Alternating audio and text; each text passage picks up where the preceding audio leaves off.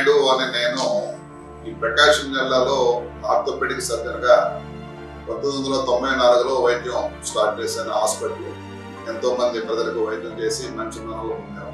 మనం ఓపీ తీసుకుంటే కనీసం ఒక 100 ఓపీలు చూసిన రోజు ఒక 30 మంది నడువు నొప్పి మెడ నొప్పితో వస్తుంటారు. నడువు నొప్పిలో మనం మందులు ఎంత ముఖ్యమో దీనికి ఎక్సర్సైజెస్, ఫిజియోథెరపీ అనేది అంత ముఖ్యం. ఇన్స్టాగ్రామ్లో మన హాస్పిటల్ గూగుల్లో కానీ, వెబ్సైట్లో కానీ, ఫేస్బుక్లో కానీ మనం పొందుపరచడం జరిగింది. ఈ బాగా నొప్పులు ఉన్న వాళ్ళు మన దగ్గర వైద్యం చేసుకున్న వాళ్ళు ఈ ఎక్సర్సైజ్ రెగ్యులర్గా ఫాలోఅప్ చేసుకుంటూ మందులతో పాటు ఎక్సర్సైజ్ కానీ ఫాలో చేసుకుంటే మందులతో తగ్గడం కంటే కూడా ఎక్సర్సైజ్ మీద కానీ తగ్గే నొప్పి ఎప్పుడు పర్మనెంట్గా రిలీఫ్ ఉంటుంది. పిల్లి మరియు ఒంటె. నేలపైన మోకాళ్ళ దండ వేసి చేతులు మరియు మోకాలు నేలకు అమర్చండి. మీ నడుముని పైవైపు ఒక పిల్లి చేసేలాగా చేసి లేపాలి. అలాగే 5 లెక్క పెట్టేదాకా ఉండిపోవాలి.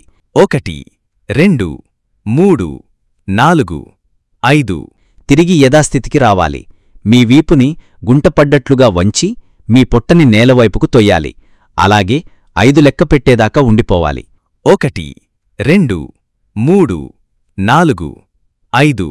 తిరిగి యథాస్థితికి రావాలి. ఇలా 10 సార్లు మరల చెయ్యాలి.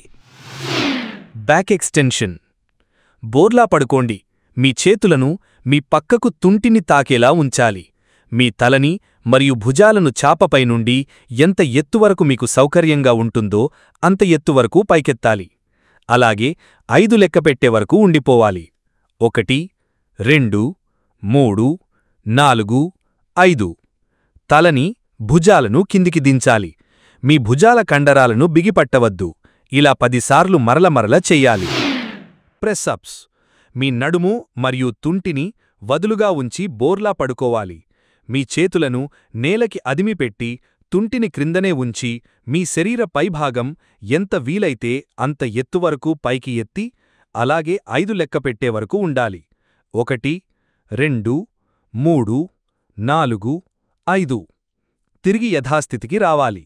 ఇలా 10 సార్లు మరల చెయ్యాలి. Straight leg rises. వేలికలగా పడుకోవాలి. నడుము క్రింద భాగం స్థిరంగా ఉండేలా పొత్తికడుపు కండరాలను బిగిదియ్యాలి. నిదానంగా ఒక కాలిని 6 నుండి 12 అంగుళాలు పైకెత్తి అలాగే 5 లెక్క పెట్టేదాకా ఉండిపోవాలి. 1 2 3 4 5. నిదానంగా యథాస్థితికి రావాలి. ఇలాగే రెండో కాలితో ఇలాగే 2 కాళ్ళు కలిపి ఇక్కడ చూపించిన విధంగా 10 సార్లు చెయ్యాలి.